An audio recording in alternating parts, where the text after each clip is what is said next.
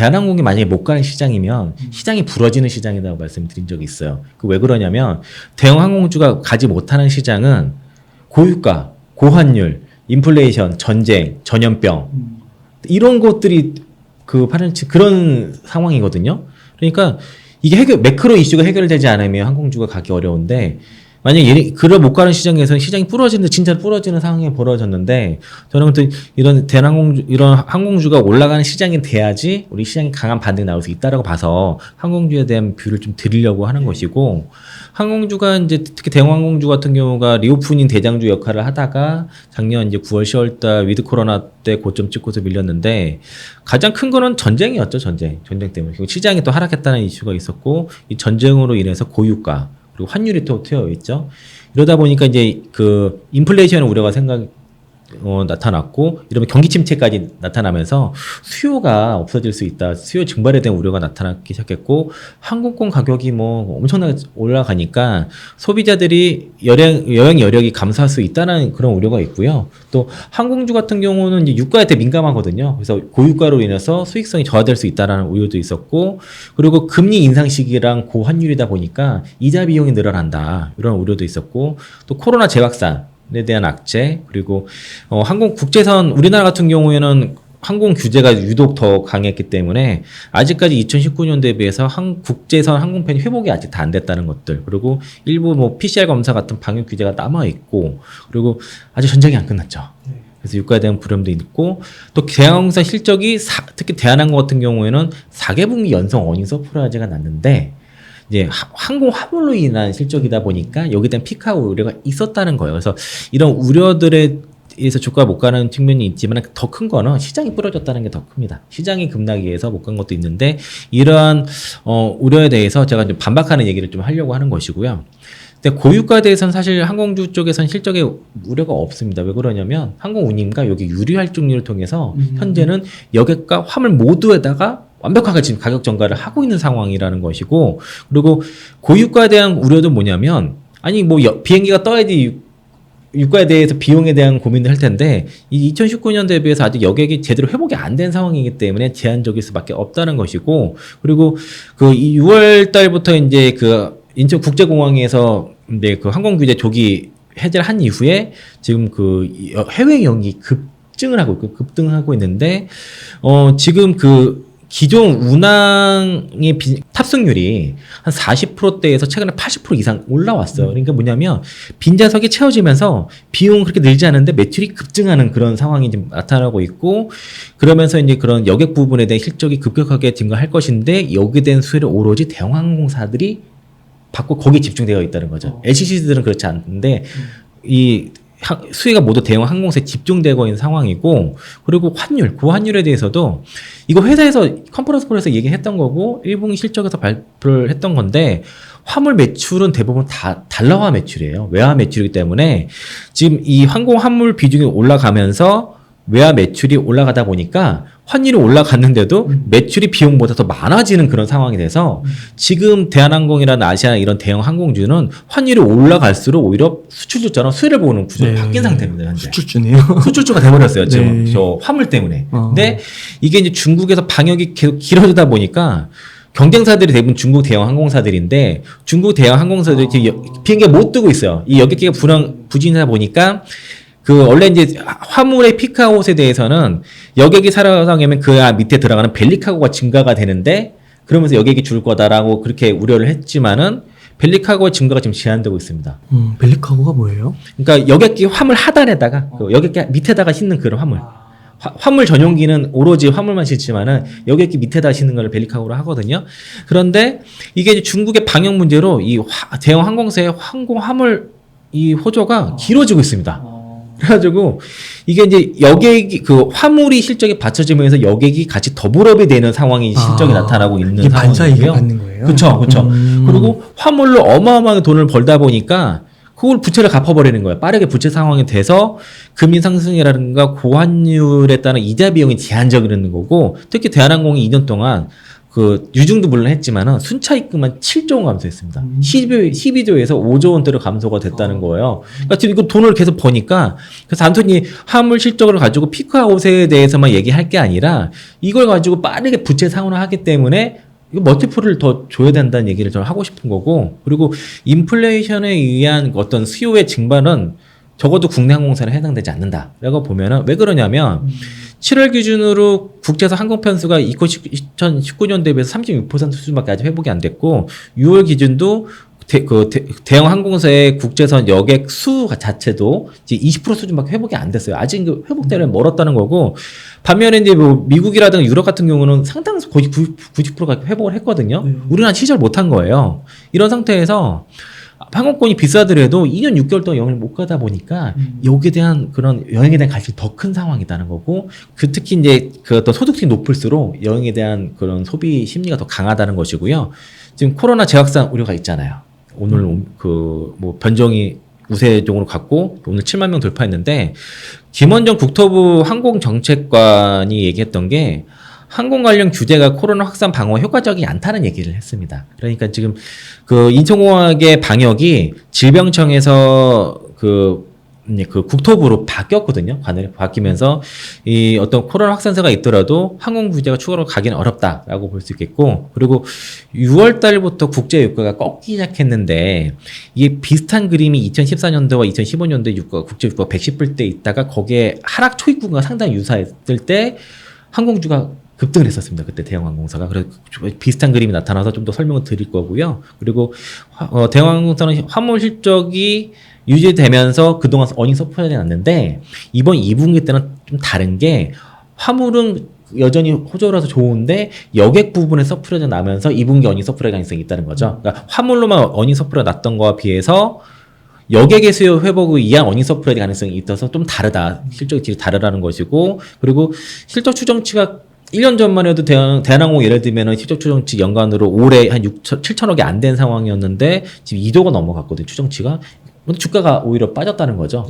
그래서 좀 그 저가 매력이 있고, 그리고 2014년도와 2015년도에 그 대한항공이 그 2014년 7월부터 2015년 2월까지 61.59% 상승이 나왔고요. 저점 대비 고점에서. 그리고 아시아항공이 무려 2014년 10월부터 움직여가지고 같은 기간 2015년 2월까지 160% 상승이 나왔습니다. 근데 이때 같은 기간에 유가 움직임을 보면은 2014년도와 2014년도에 무슨 일이 있었냐면 유가가 급락이 나왔습니다. 110불 부근에서 50불, 40달러 초반까지 2015년 1월까지 초반까지 급락이 나타났거든요. 그럼으로써 이제 이때 셰일 오일의 등장이 있었던 거죠. 그러면 급락이 나타났고, 올해 6월부터 이제 그 월봉 기준으로 해서 이제 6월 달부터 그 130불대에서 이제 조정이 나타났는데, 보통 국제유가가 110달러 부근에서 월봉사 음봉이 나타났을 경우에 최소 3개월 이상 지난 경우가 많았다. 보시면 여기도 3개월, 코로나 때도 3개월 이상 진행됐고, 그 전에 이제 그 금융위기 때도 그렇고, 이렇게 110불대 이상했을 때 보통 조정이 최소 3개월은 진행됐다는 거, 음봉으로 3개 정도 최소 이렇게 나왔다는 거 봤을 때는 다음 달까지 추가 조정 가능성이 상당히 저는 있다라고 좀 보는 거죠. 그래서 요거에 대한 가능성이 있다고 보고, 그 환율 같은 경우도 그 같은 기간에 오히려 환율이 올라갔었습니다. 근데 일정 이상 더 올라갔을 경우에는 어떤 매크로 이슈가 터진 거기 때문에 당연히 항공주도 안 좋겠지만은, 환율의 움직임보다도 유가에 좀 더 민감하게 반응을 보였다. 그러니까 지금 고환율과 유가가 같이 빠져지면 대형 항공주에 더없이 좋겠지만은 지금 환율보다 유가에 더 신경을 써야 된다라고 좀 말씀을 좀 드리겠고요. 그리고 아까 말씀드린 것처럼 6월 8일부터 이제 인천공항의 각종 항공 규제가 전면 해제가 되면서 이때부터 항공 수요 이제 특히 5월 달부터 물론 이제 그 여객 국제편 여행 개수가 급증했지만은 이때 또 본격적으로 항공 여객 편수가 늘어날 것이고, 이 국토부가 전적으로 정권을 행사한다는 거예요. 증편에 대해서. 그리고 증편의 규모 제한 없이 항공 수요에 따라서 항공표를 공급한다는 거예요. 그래서 이제 앞으로는 이제 모든 것들이 이제 코로나 이전 수준을 회복할 수 있는 가능성이 열렸고, 다만 이제 PCR 검사는 아직 의무가 있는 상황이 있다는 거고, 이때 가장 해제됐던 가장 중요한 게 바로 커피 제도였습니다. 이게 이제 그 오전 8시부터 다음날 아침 5시까지 비행 금지를 한 게 이게 유일하게 인천공항에 있던 가장 강력한 항공 규제였어요. 이유가 인력이 부족해서 이걸 한 거였었어요. 방역 인력이 부족해서 질병청에서 인력이 부족했기 때문에 했는데 이걸 풀었다는 거죠. 이걸 풀면서 이제 항공 편수라든가 여객 수가 이제 급증을 하기 시작하는데 저는 이 발언을 좀 중요하게 생각을 해요. 그 김원정 국토교통부 항공정책관이 지난 7월 13일에 했던 얘기가 쭉 얘기 있는데 이 항공 관련 규제가 더는 코로나 확산 방어에 효과적이지 않다는 과학적 근거들이 정리가 됐다. 이게 되게 중요하고요. 그리고 코로나 변이가 있겠지만 더는 항공 산업을 셧다운해서 해결될 문제가 아니다라는 얘기를 했어요. 이게 되게 중요한 얘기고 앞으로 변이가 더 나오더라도 항공 규제가 추가로 나올 가능성 없다라고 막 얘기했고요. 그리고 보세요.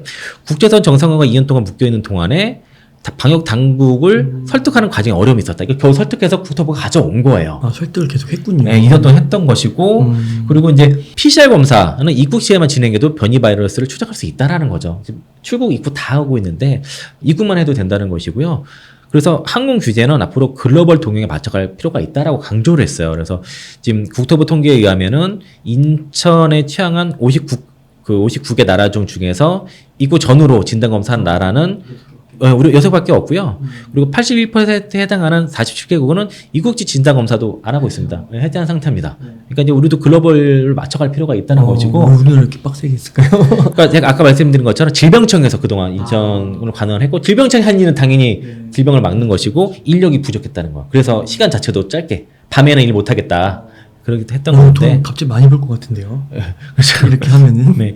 그래서 특히 이제 그 WHO 같은 경우도 세계보건기구라든가 그 유럽 질병예방통제센터 그 ECDC 같은 경우도 여행 제한 조치가 코로나 확산 방지 효과적이지 않은 반면에 생계 유지에는 부담이 크다라는 입장을 했기 때문에 앞으로 이제 그 코로나 변이가 더 나타나다 하더라도 각국의 항공 규제가 더 강화될 가능성은 없다라고 저는 그렇게 보는 거죠. 그러면 이제 지금 오늘 변이가 7만 명 이상 확진자가 발생했음에도 불구하고 대한항공이 강보합에서 끝났다는 거는 의미가 있는 거죠. 네. 그래서 이제 유가 같은 경우도 우리가 화물과 이제 여객으로 나눌 수 있는데 대한항공과 아시아나항공이 7월 달에 국제선 유류 활동률을 6월 달보다 이제 3단계 높인 22단계 적용을 했어요. 그래서 대한항공이 33만 9,300원. 그래서 3월 달에 10단계, 뭐 5월 달에 17단계, 지난달에 그 19단계인데 22단계. 이게 이제 그 쭉 가격 전이를 하고 있는 상황이에요. 그러니까 유가가 올라갈수록 이제 유류 활동률 제도를 통해서 이게 이제 가격 전이가 되는 상황인데 그 해외 여행 예약이 급증하고 있다는 거죠. 이게 이제 하나 투어랑 모두 투어에 대한 예약률인데 5월 달에 이제 3개월 전, 2개월 전, 2개월 전이거든요. 2개월 전에 보면은 5월 달이 이제 4,600%, 6월 달 예약률이 3,800% 증가를 3만이요? 네, 그리고 7월 달이 45,000%가 한 달 전에 증가를 했습니다. 그리고 8월 달은 7,000%가 넘어갔죠. 이게 더 예약률이 더 올라간 거예요. 9월 달은 1,400%고 모두 투어 같은 경우도 5월 달이면 한 3월 달에만 해도 한 760% 정도, 769% 정도였는데 그 4월 달 가니까 이제 그 4,900%, 4,939%된 거고 이제 6월 달도 그 595%에서 6,429% 급증한 거죠. 7월 달 예약률도 1,800%대에서 지금 17,542% 이런 식으로 증가를 하는 건데 8월 달도 지금 9,387% 증가를 한 건데 요거는 약간 숫자 함정 물론 있죠. 왜냐면 제로베이스에서 출발해가지고 그림을 한 거라서 실제는 이제 2019년도 대비해서 6월 달은 이제 9.5%, 7월 달은 12.4%, 그리고 이제 8월 달은 6.7% 수준을 회복한 수준이야 사실. 하지만 0에서 출발했기 때문에 이런 식으로 비싸도 국제선이 풀리는 족족 예약이 이렇게 급증을 한다는 거, 갈 수 있으면 이렇게 간다는 거고요. 그리고 여전히 여행 수요가 높다는 거죠. 그리고 우리나라 미국 같은 경우는 이제 그 2019년 5월 대비해서도 벌써 이제 90%까지 여객 수송량 회복을 했지만 우리는 전체 수송량이 아직 60%도 회복을 못한 상황이고, 그리고 이 5월달 여행비 지출 전망 그 CSI 같은 경우도 104%예요. 그러니까 이제 팬데믹 이전보다도 높은 상황이고 아직 이 100 이상으로 이 소비 지출 전망이 죽지 않았다는 거죠. 그 여행비 지출 전망도 CSI도 쭉 올라가는데 아마 5월달에 피크 형성이 있지만은 이게 죽지 않고 쭉 올라가고 있다는 거예요. 이게 그래서 이게 우리의 소득 수준이 높을수록 여행에 대한 수주가 구매 욕구가 더 크다는 것이고, 그래서 5월달, 6월달에 국제선 여행객 수가 급증을 하는데 5월달에 국내 항공사의 여객 수가 55만, 6월달에 74만이라서 뭐 전년 동월 대비해서 325%, 403% 급증을 했습니다. 근데 이제 여기 그림을 보시면 다 대형 항공사에 집중되어 있어요. 그리고 항공 정상화에 따라서 이제 국제선 노선을 증편을 했는데 크게 늘었어요. 지금 그 해외 여행객 수가 늘어가지고, 다만 이제 휴가철이 이제 7월달, 8월달이니까 6월보다 7월달 더 늘 수밖에 없는 것이고 그렇게 기대를 하고 있는 상황인데 실제로 이제 이 여행객 수가 급증했잖아요.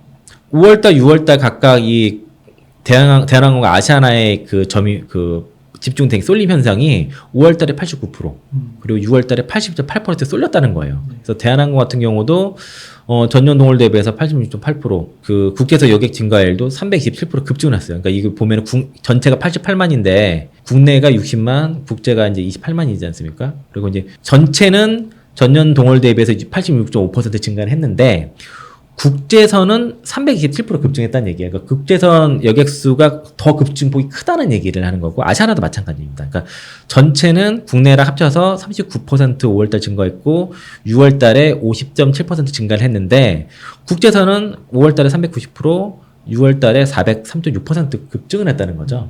근데 이 수요가 모두 다 대형 항공사의 이 해외 여행사 급증의 수요는 항공사에 쏠렸다는 거예요. 그럼 국내는 대형항공사 안 이용할 수도 있을 것 같은데 많이 이용하네요. 많이 하죠, 아무래도. 그리고 같은 가격이면은 좀 더 좋은 서비스를 원하니까 그런 거고요. 제주도 쪽으로 많이들 수요가 집중됐고, 그래서 이제 7월 13일 기준으로 국토부에서 얘기한 게 코로나19에 비해서 국제 항공편 운항이 36% 회복이 됐다는 거고, 선제적으로 방역을 해제한 미국, 유럽 항공편은 미국 쪽은 이제 66%, 유럽 쪽은 66%, 그리고 이제 동남아 쪽은 52% 회복을 했다는 거죠. 이게 낮은 이유는 중국이 막혀 있고 일본도 막혀 있고 그러다 보니까 그런 상황이고, 7월 기준으로 해서 주 이제 170회 국제선 그 항공편 운항을 하는데, 이게 이제 지난 이제 4월 달에 이제 얘기할 때 발표했을 때보다 한 그 1,300회 늘어난 거예요. 낮에도 사실 멀었고, 그리고 정부가 이제 발표한 그 국제선 3단계, 일상회복 3단계 중에 현재 2단계 수준이라고 보시면 되겠고요. 대부분의 이제 방역은 그 규제는 다 해제가 됐는데, 아직 진단검사만 좀 남은 상황이다라고 보시면 되겠고, 36%니까 아직 멀었어요, 회복되려면. 그러니까, 다른 미국이라든가 유럽이라든가 해외 쪽은 이런 이제 거의 다 대부분 회복한 반면에, 우리나라는 아직 제대로 시작을 못했다는 얘기를 하는 거고, 그리고 5월 달에 국제선 이용객, 아까 말씀드렸듯이 전체 인천공항에 우리는 이제 외항사까지 포함해서 93만인데, 2019년 5월 대비해서 18.1% 수준이고, 6월도 128만 명이 넘었었음에 불구하고, 그 2019년도 대비해서도 14%밖에 안 됐고요. 요 그림도 보시면, 이게 이게 2019년도 그림인데, 이게 지금 현재예요. 바닥이네요. 아직 이게 올라가면 멀었다는 것이고요. 7월 달도 한 200만 돌파 예상을 하고 있어요. 하지만 이 또한 아직 멀었다는 거고, 아까 이제 대한항공이나 아시아나항공이 2019년도에 대비해서도 국제선 회복이 20% 수준밖에 안 됐다는 얘기가 이런 얘기고, LCC는 더 심각합니다, 지금. 회복률이. 대부분 10% 미만. 그 에어부산 빼고는 다 안 좋아요, 더 안 좋고. 그래서 문제는 국내 항공사 이런데 해외 항공, 국제 항공사는 거의 다 2019년도 상황 회복을 했다는 거예요, 사실상. 그래서 그 6월 글로벌 항공 객수가 3억 9천만 명 정도 되는데, 이게 84.9% 정도 2019년 대비해서 대부분 90% 가까이 회복을 한 거고, 북미가 92%, 서유럽 88.6%.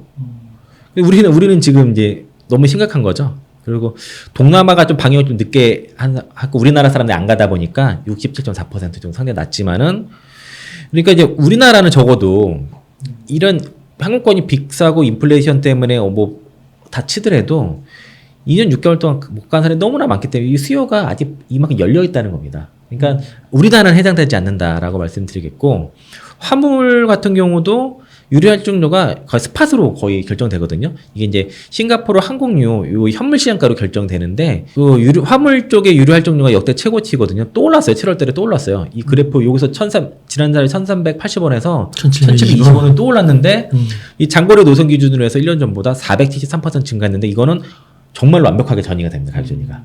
이게 실적에도 거의 실시간 원인만도 이렇게 실적이 거의 좋은 상황이에요. 그런 상황인데, 이 화물에 대한 우려가 이제 여객이 회복이 되면 이 벨리카고가 늘어나기 때문에 화물 운임 하락이 불가피하다. 화물의 그 물동량이 줄어들 거라는 우려가 있어서 화물에 대한 실적의 피크에서 우려가 있는 게 이게 애널들의 주장이었는데, 아직까지 맞은 적이 없습니다. 그러니까 4개분기 연속 대한항공이 서프라이즈는 그를 얘기하고 있고, 그리고 이 글로벌 공급망 병목 현상이 아직까지 진행되기 때문에 화물 수요가 줄거나 운임 하락이 상당히 제한적이라는 거고, 지난 1분기 때도 국제선 항공 화물 운임이 떨어졌는데 대한항공 운임은 올라갔어요. 아시아나 대한항공 운임은 걔네는 올라갔다. 이유가 바로 중국 때문이었어요. 중국이 방역을 계속하고 상하이 봉쇄가 이어지다 보니까 중국 대형 항공사의 여객기가 지금 못 뜨고 있는 거죠. 공급이 없구나. 네, 그런데 이 컨테이너 해상 운임이 전체를 하락함에도 불구하고 아시아 미주 쪽, 이 태평양 항로 쪽이 운임이 좋은 거예요. 그래서 대한항공 아시아나가 운임이 좋다 보니까 이 대형 항공사의 항공화물 사업의 호조가 예상외로 길어지고 그리고 올해 상반기까지도 계속 좋고 회사에서도 예를 들면 대한항공의 컨콜에서도 화물 피크아웃은 아직 감지되지 않는다라는 얘기를 하고 있습니다. 하반기도 계속 좋을 거라 얘기를 하고 있고요. 이쪽은 또 중국 쪽이랑 경쟁이 강하지 않다 보니까 여기가 노선이 벨릭하고 않는 거지 이쪽으로. 그러다 보니까 실제로 화물이 좋고 KB도에서 예상한 게 2분기 때 항공화물 운임 지금 50% 전년 동기 대비해서 50% 증가한다라고 얘기를 하고 있어요. 그러니까 지금 예상치도 상회하는 그런 어닝 서프라이즈가 2분기 때 예상이 되는 이유가 있다는 것이고요. 물동량을 잘 보면 이거 제가 연간으로 가져온 표거든요. 근데 2019년도에 276만 톤이었어요. 작년에 332만 톤이 있는 상황인데 300만 톤을 처음으로 돌파를 했습니다. 인천공항에서. 그런데 이게 이제 뭐 진단키트라든가 각종 백신, 그 반도체 이런 것들이 특히 의약품 증가로 인해서 올라갔는데 현대 그래서 세계 항공 화물 처리 능력이 인천공항이 2위까지 올라서서 이유를 키우겠다고 하는 건데 최근에 올해 들어서 물동량이 좀 줄어듭니다. 이유는 이제 중국이 고강국 방역 조치가 됐고 러시아 우크라이나 전쟁 때문에 이게 좀 돌아가요, 좀 이렇게. 그래서 물동량이 좀 주는 거지만은 2월 달까지는 상승하다가 3월부터 이제 물동량이 감소를 하기 시작했는데 올해 1월부터 6월까지 국제선 항공화물 물동량이 155만 톤 정도 돼요. 그래서 같은 기간 전년 동기에 대비해서 4.4% 정도 수준이 줄어든 건데 그렇게 많이 줄지 않았죠, 생각보다. 그리고 아까 말씀드린 게 2019년도 때 아까 275만 톤 정도 됐잖아요. 근데 작년에 332만 톤 정도 됐고 지금 6월 때까지 155만 톤이니까 연간으로 봐도 높은 거예요. 같은 기간에 이제 1월 상반기에 2019년도에 133만 톤, 2020년도에 131만 톤, 작년에 162만 톤에 비해서 적지 않은 물동량이 그렇게 줄지 않는다는 거죠. 이 준 이유가 중국 봉쇄랑 러시아, 우크라이나 침공 때문에 줄어든 거라서 그래서 노선이 감소한 것 때문에 줄어든 거지 물동량 자체가 줄어든 건 아니다. 그리고 여객으로 인한 일부 벨릭하고 확대로 인해서 화물 물동이 약간 감소를 했지만은 여객이 우리나라는 크게 살아나지 아직 절대적인 물량이 살아나지 않았기 때문에 아직은 코로나19에 비해서 물동량 자체가 높은 상황이라는 거고 운임도 떨어지지 않았다는 거죠. 이게 항공화물의 호조가 계속 이어지는 이유인 것이고요.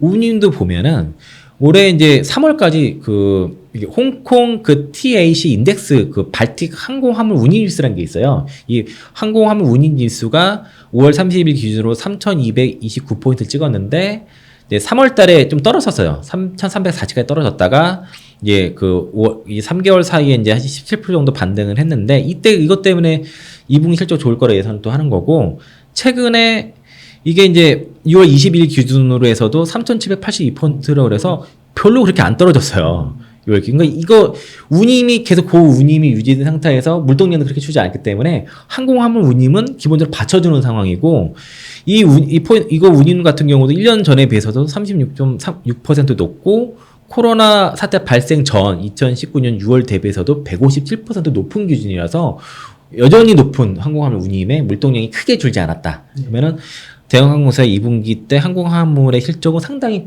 견조하고 좋은 상태에서 여객이 급증하는 일이 벌어질 거다는 거죠. 그래서 정리를 하면 2분기 때 대한항공이나 아시아나항공의 어닝 서프라이즈 가능성이 상당히 높다. 항공화물의 운임과 운임이 고운임 유지가 되는 상황에서 물동량이 그렇게 줄지 않았다라는 거죠. 그러면서 여객은 급증해서 수율이 오로지 아까 보신 것처럼 대형 항공사에 집중됐기 때문에 그러면은 2분기 때 어닝 서프라이즈가 확실히 나오는 쪽에서는 우리가 이거 베팅해 볼 만은 하다는 거죠. 이게 단기가 됐든 장기가 됐든 간에. 근데 이거를 아주 앞으로 향후 1년, 2년 이렇게 보진 않아요. 굉장히 이게 가치주기 때문에 피크아웃은 분명히 있거든요. 근데 제가 이제 대한항공을 조금 말씀을 드리면서 이 피크아웃에 말하는 애널리스트들이 말하는 피크아웃에 모순이 있다는 걸 좀 말씀을 드리고 싶어요. 그래서 대한항공사의 투자에 대해서 말씀드렸지만은 대한항공의 실적 추진의 변화를 통해서 피크아웃의 우려가 뭐가 문제 있는지를 좀 말씀을 드려야 되겠다 말씀드리겠습니다. 네. 와, 오늘 한 15분, 20분 들으면서 대한항공에 왜 투자해야 되는지, 대형 항공주에 투자해야 되는지 알 것 같아요. 네, 이렇게 부장님은 이렇게 어느 한 종목에 대해서 이렇게 투자를 한다고 했을 때 이 정도 공부를 하시는 건가요? 그렇죠. 이렇게 하고서 해야죠. 아. 그러니까 하면서 더 투자를 하면서 그러니까 기본 베이스로 홍보를 하고 나서 더 계속 업데이트를 추적하고 나서 했는데 만약에 내가 투자한 페이스랑 안 맞아, 뭔가 어긋났어. 그러면은 손절 치는 거고요. 주가가 빠졌어도 내가 투자한 포인트랑 방향성이 어긋나지 않았다. 그럼 가는 거죠. 그러면 이렇게 PPT를 작성하시다가 끝까지 완성이 되면은 다른 사람한테 알릴 수 있고 이렇게 전달할 수 있는데 중간에 정리하다가 이거 아닌 것 같은데 하면 접으시는 거예요? 하다가 아니다 싶으면은 뭐 그냥 더 얘기 안 하고 끝내는 경우도 있고. 근데 그러니까 이 방송을 들으는 시청자분들께서 한 종목에 투자하기까지 어느 정도로 공부를 하고 정리를 하고 확신을 갖고 해야 되는지를 보여주신 것 같아요. 네, 감사합니다. 그래서 이제 우리나라 대형 항공사는 두 개밖에 없으니까 대한항공, 아시아나에 대해서 말씀드리겠고, 아시아나가 이것도 제가 근데 잘 몰라서 그런데 이게 아시아나가 인수된다고 막 했었잖아요. 네. M&A도 있고 안 됐었나요? 아직은 그 다른 나라 승인이 남았기 때문에 합병은 다 안 됐죠. 지금은 이제 계약금과 중도금까지 냈고 잔금은 이제 인수합병이 마무리돼야 되는데 뭐 미국이라든가 중국이라든가 유럽, 뭐 일본 등이 아직 다 승인이 안 난 국가가 있어서 우리나라 이제 그 공정위에서 너무 허가를 늦게 내줘가지고 좀 늦어지는 측면이 그럼 있습니다. 투자는 할 수 있는 거예요? 아, 그렇죠. 주가는 움직이니까. 일단 대한항공 먼저 말씀을 소개해드리면은 회사 소개는 넘어갈게요. 근데 다만 이제 지금 뭐 재무 건전성이라든가 이런 그 시장주의라든가 뭐 압도적인 국내 1위 항공사라는 거고 뭐 주요 여객, 화물, 항공 우주 사업, 요즘 항공 우주 사업에 대해서 좀 회사가 많이 지금 투자를 많이 하고 있습니다. 이제 예, 이거 약간 이거는 PPT나 이건 이거 지우셔야 될 거예요. 국목돼가지고 두 줄은. 그래서 이제 주로 이제 여객이랑 화물에 대해서 오늘 좀 얘기를 할 거고요. 일단 실적에 대해서 얘기를 한다면은 1분기는 어닝 서프라 났는데 2분기도 어닝 서프라가 예상이 되는데 이게 이제 화물은 분명히 좋을 거로 예상을 말씀을 드렸어요. 근데 이제 여객에서 서프라는 가능성이 상당히 높습니다. 이유가 바로 이 국제선 탑승률 때문에 그래요. 1분기 때 국제선 탑승률이 45%였는데 지난 4월 달에 65%인데 5월부터 80%대로 올랐습니다. 그래서 5, 6월 달, 다 7월 달까지 지금 80%대에서 유지를 하고 있는 상황이다 보니까 또 이제 여객 수송량도 지금 급증하고 있어요. 전년 동기 대비해서 265.1%, 전분기 대비해서 111% 정도 증가를 해서 이게 지금 이거 탑승률이거든요. 이게 예전에 이제 2019년도, 20년도 때 80%대 있다가 이게 20%대 떨어졌다가 최근에 올라가는 거게 그러니까 이제 항공기는 그대로인데 탑승률이 올라가니까 비용보다도 매출이 급증하겠죠. 비용은 그대로 상태에서 그런 상황에서 이제 이런 그 여객 탑승률이 한 80%대를 기록을 했기 때문에 이게 전년 동기 대비해서 53%대가 올라간다라는 거고 전분기 대비해서 40% 이상 올라갈 거로 생각이 드는데 이제 그동안 워낙 여행에 대해서 억눌려 왔기 때문에 이게 이제 여행 수요가 폭발적으로 그 증가하면서 여객 수송량으로 증가가 나타나고 있고 그리고 기존에 운항 중이었는데 빈좌석이 빠르게 막 꽉꽉 채워지는 거죠. 그러다 보니까 비용은 그렇게 늘지 않는데 그 매출액이 빠르게 증가하다 보니까 2분기 때는 그전에 1분기까지는 항공 화물로 인해서 어닝 서프라이가 나타났지만은 이번에는 2분기 때는 여객 실적으로 인한 어닝 서프라이 가능성이 상당히 높다. 그러니까 그전과의 4개 분기 연속 어닝 서프라 나왔던 것과 질이 다를 수 있다라고 말씀드리겠고 리오프닝 초기 구간이기 때문에 이 여객 수송량 증가했다는 매출 증가가 굉장히 빠르게 올라가는 거죠. 비용에 대비해서 매출이 빠르게 올라가는 구조가 나타난 것이고 항공 화물 수요 실적 좋다고 말씀을 드렸어요. 그 이유에 대해서 말씀드렸는데 특히 그 태평양 항로 아시아 미주 지역의 운임이 유지되고 있고 그리고 이런 그 중국의 경쟁사들이 운항이 부진하기 때문에 벨리카고가 증가가 더디다라는 것이고요. 3분기도 마찬가지로 벨리카고가 늘지 않을 거를 보는 거는 중국의 방역이 10월 달까지는 지속될 가능성이 높습니다. 시진핑이 사념임이 하는 시점까지 그때까지는 중국이 방역 풀 가능성이 낮아요. 또 이번에 또 그 중국에서 대거 또 방역 그 코로나 검사 또 대거 한다는 이슈가 있기 때문에 그러면은 3분기까지 여전히 항공 화물에 대한 수요 그 실적이 견종이 유지될 가능성이 상당히 높고 회사에서도 항공 화물 피크아웃이 아직 아니라고 얘기를 하고 있는 상황이라서 이게 왜 중요하냐면 항공 화물의 매출 비중이 올라가고 실적이 좋을수록 이게 다 달러화 매출이라고 말씀드려요. 외화 매출이기 때문에 바로 그 항공 리스라든가 어떤 부채에 따른 비용보다도 그 부채는 다 달러가기 때문에 환율이 올라가게 되면은 아무것도 안 해도 그 이자 비용이 더 올라가거든요. 그런데 매출이 더 비용도 올라가다 보니까 워낙 약세 수혜가 되는 거예요, 동사가. 이 환물 덕분에 그런 상황이 벌어지게 돼서, 그래서 지금 고환율에 대해서는 지금 굳이 우려할 상황이 아닌 건데,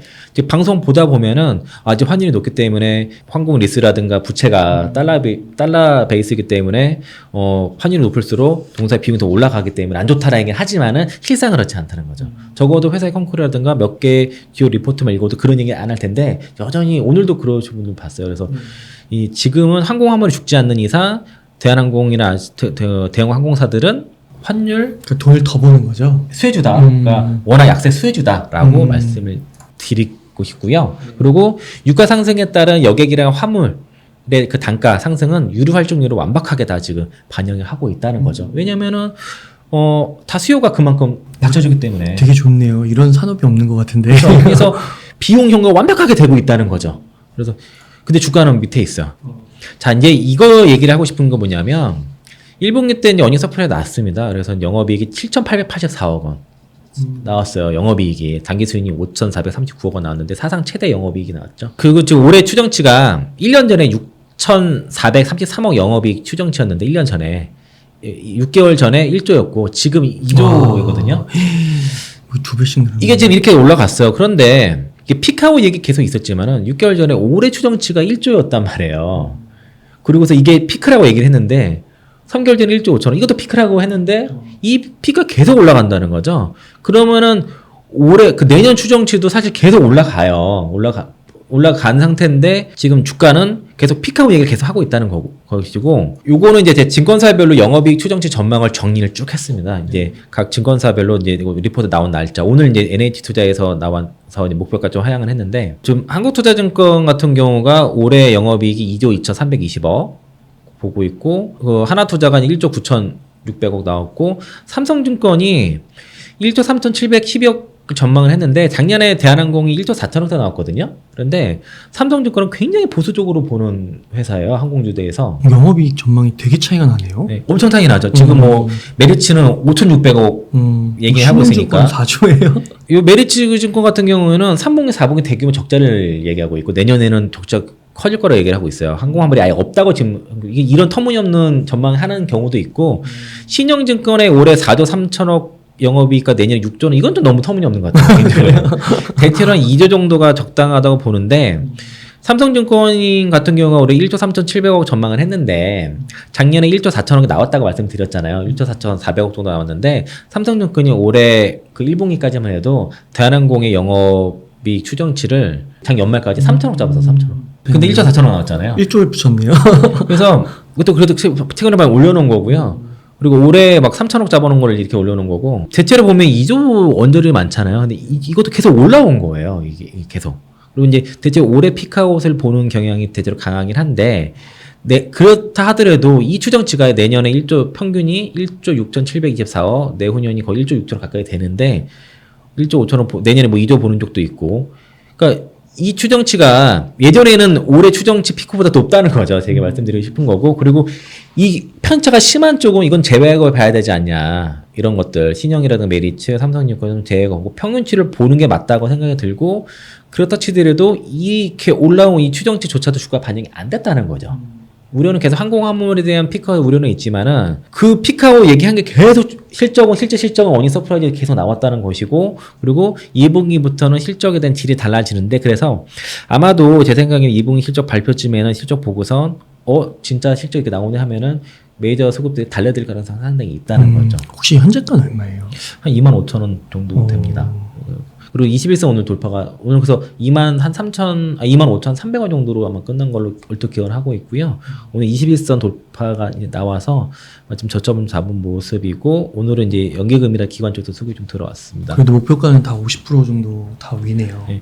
뭐 요도 잡아 있는데 이제 제 나름의 좀 밸류에이션을 계산을 해야 되는 것이고 저는 올해 실적은 일단은 주가에는 반영을 해놓고 가야 된다라고 생각을 하고 있습니다. 그래서 요 얘기를 한 사람은 저밖에 없어요, 사실은.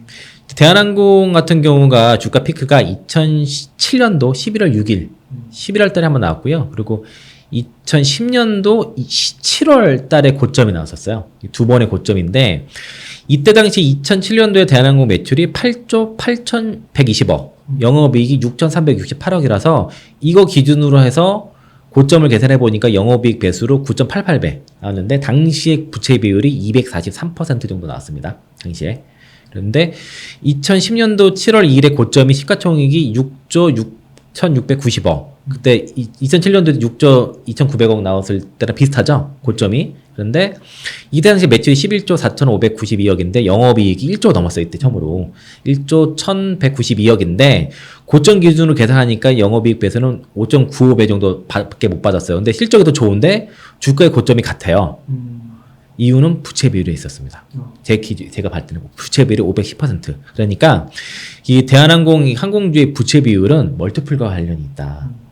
라고. 왜냐면 이게 이자가 만약에 금리 상승 기간에는 그만큼 이자 비용이 올라가기 때문에 그게 멀티플이 하향으로 이어질 수밖에 없거든요. 이 부채 비율에 따라서 멀티플을 달래줄 수 있다는 게 제 결론이고, 작년부터 부채 비율이 대한항공이 200%대 같고요. 내년까지 200%대 유지 전망이고 2024년도에는 186%. 200% 밑으로 떨어질 거라서 역사상 최고고, 이 200%대 부채 비율은요 2007년도 이후로 처음이에요. 그러니까 2007년도 240%, 243% 이후로 200%대 부채 비율을 기록한 적이 없습니다. 대한항공이. 그런데 항공화물의 실적이 워낙 좋고 돈을 많이 벌다 보니까 또 유증도 했고, 그래서 지난 2년 사이에 사상 최대 영업이익 갱신과 유상증자를 해서 순차익금을 7조 감소를 해버려요. 7조가 감소해가지고 대한항공의 부채 비율이 200%대가 떨어진 상태고, 이게 더 떨어지고 점점 더 실적이 예상보다 계속 좋다 보니까 부채를 계속 갚아 나가는 거죠. 그러다 보니까 이제 부채 비율은 떨어져서 사실 정상적으로 하면 이 정도면 영업이익에서 10배를 줘도 된다고 저는 보는데, 근데 지금 보수적으로 8배 정도 줘도 올해 영업이익 2조 봤을 때 8배 주면 16조 정도는 볼 수 있지 않냐. 현재 9조거든요.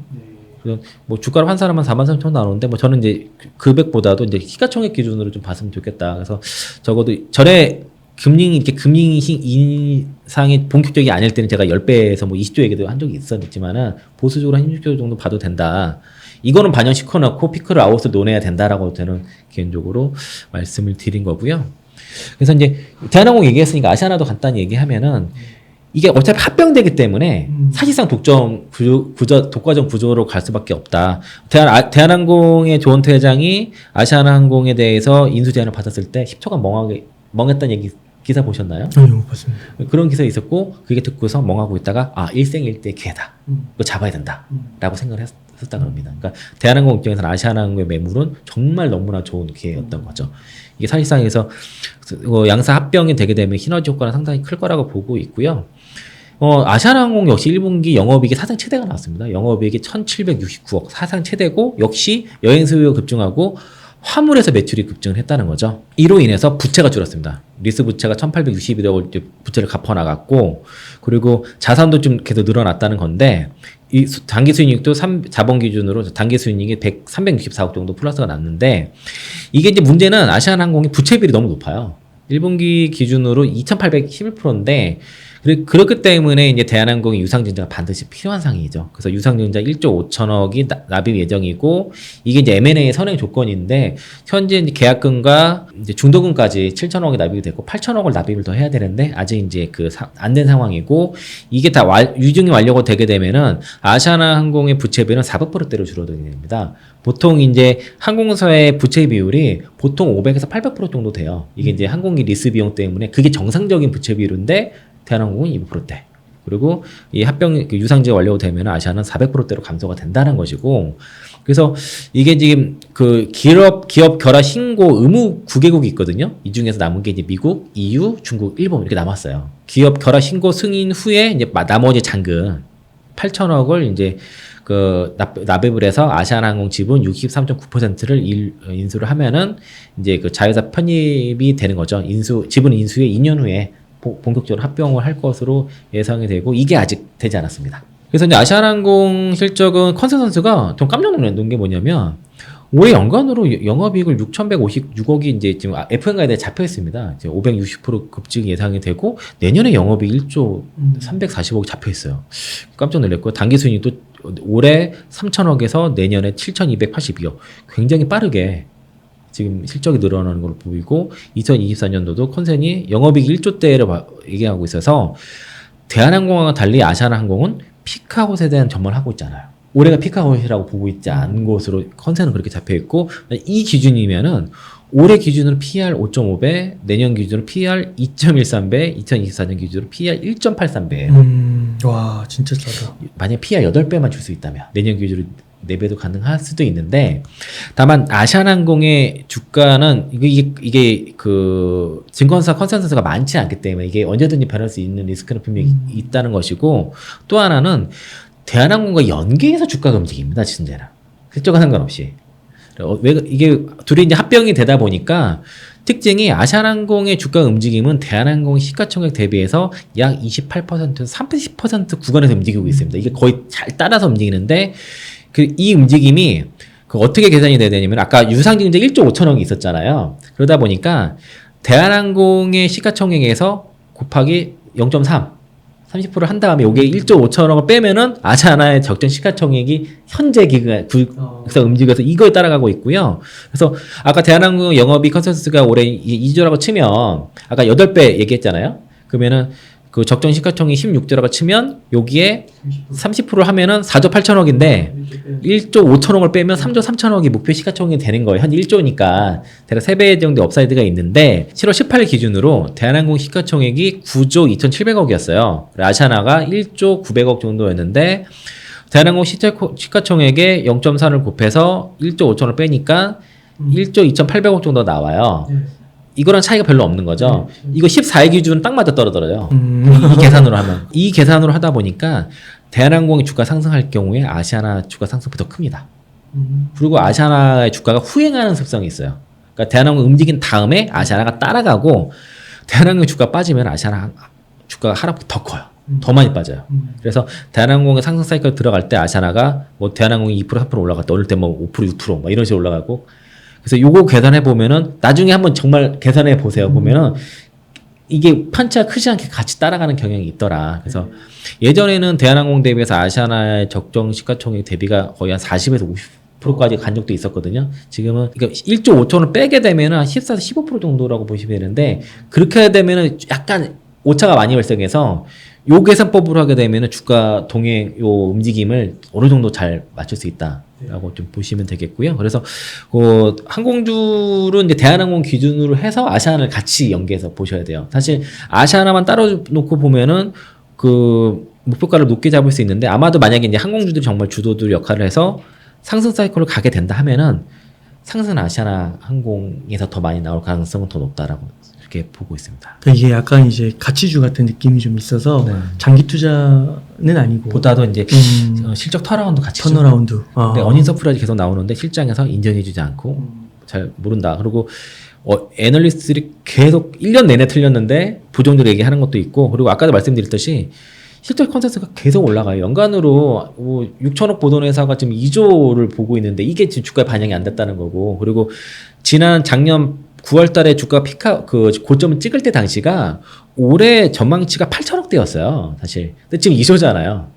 그러니까 이제 실적 추정치가 하나도 반영이 안 됐다는 거고 이거 이유는 시장이 풀어졌기 때문이라고 개인적으로 보고 있고 시장 대비해서는 대한항공 주가 덜 빠진 것도 있어요. 그래서 사실은 실적 때문에. 근데 이제 이런 실적이 반영되는 시점이 분명히 한 번은 온다. 한 번 타임 왔을 때 지금 25,000원대 주가면 충분히 우리가 해볼 만하지 않냐. 시가총액 9조인데 연간으로 2조 이상 보고 내년에도 1조 이상 1조 5천원 버는 회사가 올해 시가총액 현재 9조 밑에 있다.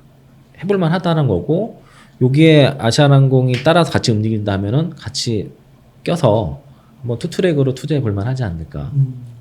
어느 정도 실적으로서 안전망이 있는 회사다라고 보고 있습니다. 대형 항공사에 투자해야 되는 이유, 대한항공, 아시아나항공 이 사례를 보여주시면서 우리가 투자 아이디어를 어떻게 좀 설립하고 공부하고 그 다음에 투자를 해야 될지 이 과정을 좀 보여주신 것 같고 이게 이제 비단 오늘은 이렇게 두 가지 샘플을 보여줬지만 자기가 투자하고 싶은 기업들도 한 이 정도로 정리를 할 수 있을까 그런 것도 한번 고민해 보시면 너무 좋을 것 같아요. 근데 뭐 좀 잘 성인을 안 되시겠죠, 보이면 처음에는.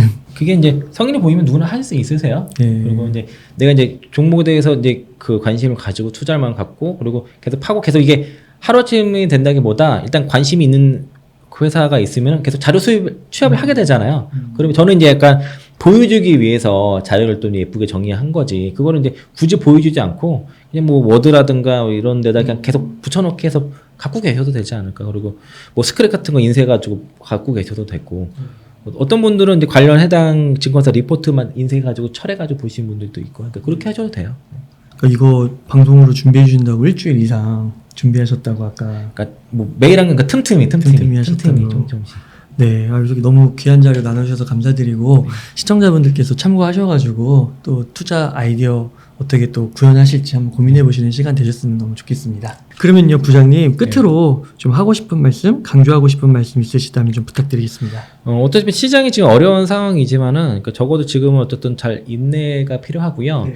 여기에 이제 저는 이제 증권사 그 뭐 지점 센터에 있다 보니까 그러니까 고객분들한테만 인내를 요구하는 게 아니라 저 또한 인내를 좀 해야 됩니다. 그러니까 뭐 저도 이제 지수 시장을 좀 잘못 본 측면이 있기 때문에 그러니까 저점을 2,500에서 봤지만 그래도 한번 부러졌게 된 상황이지만은 이제 증권사 직원들 입장에 특히 지점 영업직들은 걱정이 뭐냐면 고객의 그 자산이 묶여가지고 내가 매매를 못하면 어떡하 이런 좀 두려움이 있을 수 있거든요. 그게 본인의 이제 실적과 뭐 이제 수입으로 연결이 되니까. 근데 그 또한 저 직원 관리자가 좀 인내를 해야 될 필요가 있어요. 지금 그게 이제 이게 무슨 말씀을 드리고자 이 말씀을 드린 거냐면 적어도 이제 어쨌든 증권사 금융투자업자는 고객의 수익과 자산을 최우선으로 다뤄야 되는데 사실 실상 그렇지 못한 경우들이 많이 있거든요. 그래서 이거는 이제 그래서 어떤 뭐 자기 묶이게 아니라 내가 어떻게든 이 고객의 자산을 살리고 고객의 수익을 증가시키는 데 집중을 하게 되면은 모든 게 따라와요. 그래서 그렇기 때문에 이런 공부도 열심히 하고 종목도 열심히 발굴하고 그러는 거거든요.